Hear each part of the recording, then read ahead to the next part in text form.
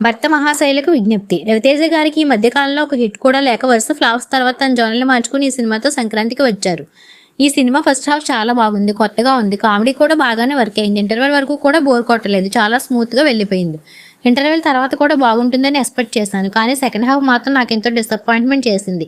చాలా routine movie లాగా తీశారు. భార్యకు దొరకకుండా తిరిగే సీన్స్, పుష్ప విలన్తో ఉన్న సీన్స్ అస్సలు వర్క్ అవ్వలేదు.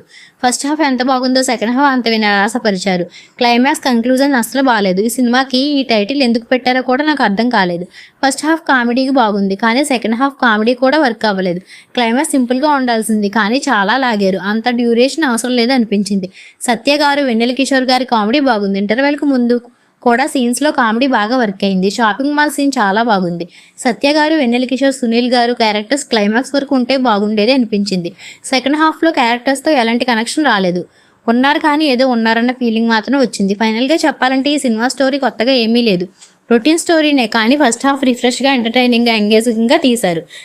సెకండ్ హాఫ్ మాత్రం పూర్తిగా opposite. Comedy, feel good scenes, songs, characters, emotions ఏది కూడా వర్క్ అవ్వలేదు. ఈ సినిమాకి నేను ఇచ్చే రేటింగ్ 2. మరికొన్ని సినిమా అప్డేట్స్ కోసం మన ఛానల్ని సబ్స్క్రైబ్ చేయండి.